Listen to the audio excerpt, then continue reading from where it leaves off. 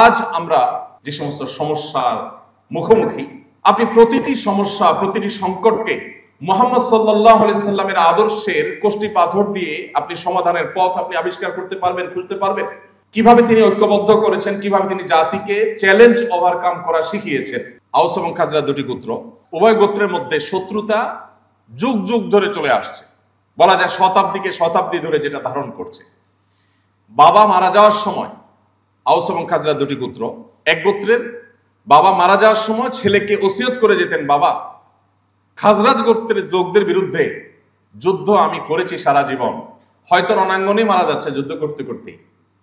সন্তানকে ওসিয়ত করে যেতেন যে বাবা আমি তো পারলাম না যুদ্ধটা শেষ করতে, ওসিয়ত করে যাই তুমি যুদ্ধটা চালায় যাও, এদের বিরুদ্ধে যুদ্ধটা চালায় যাও। ওই ছেলে আবার বড় হয়ে সে আবার তার ছেলেকে সেম ওসিয়ত করত। এরকম দুটি গোত্রকে নবী করিম সাল্লাল্লাহু আলাইহি সাল্লামের বলিষ্ঠ নেতৃত্ব, তার লিডারশিপের কারণে তিনি তাদেরকে এক প্লেটে বসে খাইয়েছেন, সকল ভেদাভেদ মাটির সাথে ধুলোর সাথে মিশে একাকার করে দিয়েছেন। আল্লাহ কোরআনে সেই কথা বলেছেন, তোমরা স্মরণ করো সেই সময়ের কথা, ইয কুনতুম আ'দা ফাআল্লাফা বাইনা কুলুবিকুম, তোমরা যখন পরস্পর শত্রুতায় মত্ত ছিলে তখন তোমাদের সেই শত্রুতা দূর করে তোমাদের মধ্যে ঐক্য, সম্প্রীতি, ভালোবাসা, সৌহার্দ্যের এক উজ্জ্বল উদাহরণ সৃষ্টি করেছিলেন মুহাম্মদ সাল্লাল্লাহু আলাইহি সাল্লাম।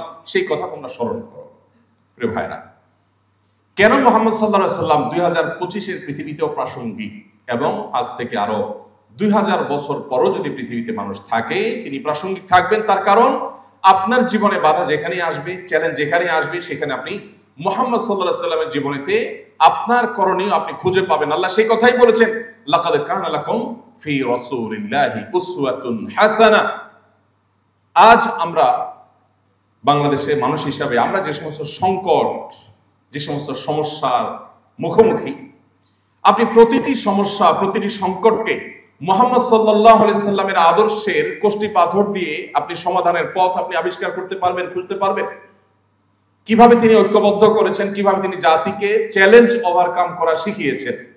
আমি যে কথাটি বলতে গিয়ে অন্যদিক চলে আসছিলাম, সেখানে আবার ফিরে যাচ্ছি। নবী সাল্লাল্লাহু আলাইহি সাল্লাম তার সিরাত যদি আপনি পাঠ করেন, আপনি দেখবেন এত বাধা যার জীবনে, আমি সেই কথা বলতে গিয়ে বাধা বলতে গিয়ে এদিকে এসেছিলাম, ইহুদিদের বাধা, মুনাফিকদের বাধা, এই সকল বাধা, এত চ্যালেঞ্জ, এত টেনশন, এত পেরেশানি, এত দুশ্চিন্তা যার জীবনে, বাধার পাহাড় মাথা নিয়েই যার জন্ম, সেই ব্যক্তি তার সম্পর্কে সাহাবীরা বলছেন, তার শিষ্যরা বলছেন, যারা তাকে দেখেছেন তারা বলেছেন যে তার দিকে যখনই তাকাতাম তিনি মুচকি হাসতেন।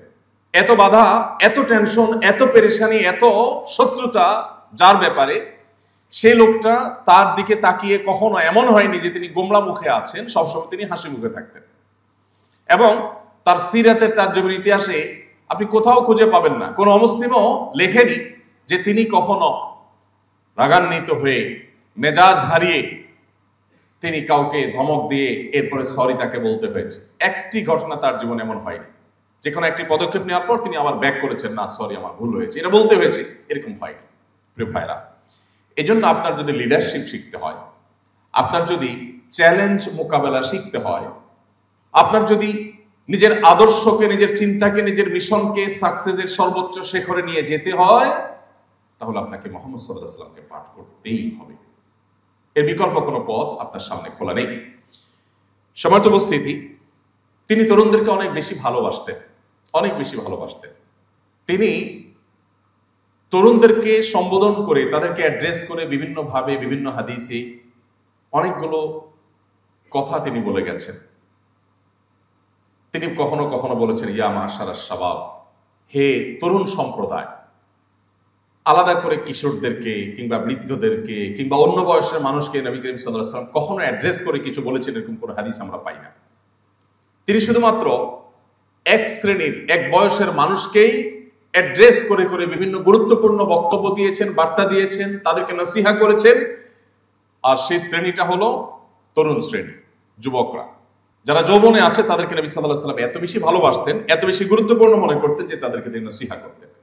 তার যে সভাসদ ছিল, তার যে পরামর্শক পরিষদ ছিল, সাহাবীদের মধ্যে তার কাছের সাহাবী যারা ছিলেন, তাদের মধ্যে আবু বকর, ওমর রাদিয়াল্লাহু তাআলার মতো সিনিয়র মানুষ যেমন ছিলেন, আলী, আব্দুল্লাহ ইবনে আব্বাস, আব্দুল্লাহ ইবনে মাসউদ এবং আবু হুরায়রা রাদিয়াল্লাহু তাআলা সহ টকবগে তরুণ সাহাবীদেরও ঠাসা অংশগ্রহণ তার মজলিসে ছিল।